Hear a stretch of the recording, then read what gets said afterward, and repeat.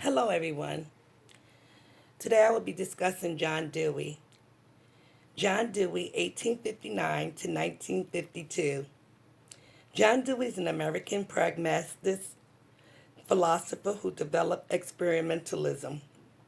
He was the head of the Department of Philosophy, Psychology, and Education at the University of Chicago.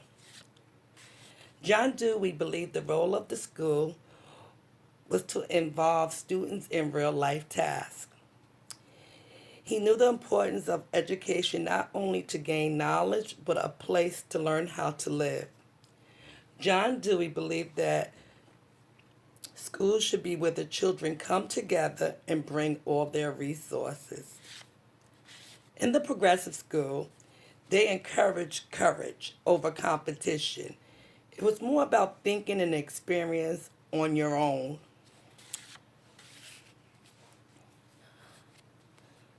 One of the many qualities that a progressive school had was there were no report cards. Teachers would give parents reports on how well their children were doing. So that was no stress. There was no stress for teachers to get past the state exam. Children, no stress on trying to pass the state exam. Are you wondering if there are any progressive schools today? Yes, there are. We can see them in our public schools when we go to wood shop, when we go to economic shop, when we go to print in a photo lab and science lab.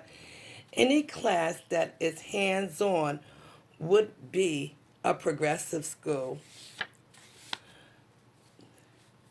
Dewey had a sequence of problem solving for his theories. He would define the problem, analyze the problem, determine the criteria for the optimal solution and purpose of the solution, evaluate the proposed solution, select a solution, and suggest strategies to implement the solution. Were there critics to Dewey's education theory? Of course. Some critics assumed that under Dewey's system, students would fail to acquire basic academic skills and knowledge. Meaning, if you're thinking all the time, when are you really doing any work?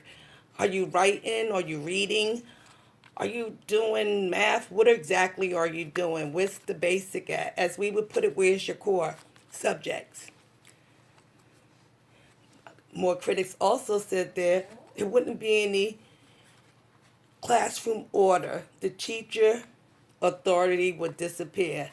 That's because Dewey believed that the student and teachers were at the same level. It was a democracy. Everybody had a right to say what they needed to say. And if everybody has that right, who are in control of the children or students? Then another thing is, Dewey makes no exception for disabled students. I mean, did he think that far? Or what, they just don't go to school anymore? I mean, that's one of the issues I had with it. My other issue I did have with it was no religion in the classroom. Students would not be spiritually ready. And I have to say, at the beginning, I believed that religion had no place in school.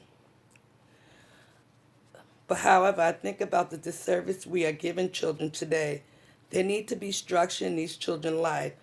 And I know every student don't need structure. However, every student should have it. It is up to us as teachers to guarantee that students are getting the fundamental, I mean, their foundation of what's right and what's wrong. A lot of students don't go to church.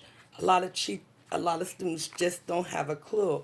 And I think having religion in brings character to a student. And God knows they need character from where I teach. But it can only help the situation for what's going on in our society today. Giving them the foundation of the Lord's Prayer, thou shalt not steal, thou shalt not bear false witness against my neighbor. It can only help them in what we deal with today. Thank you.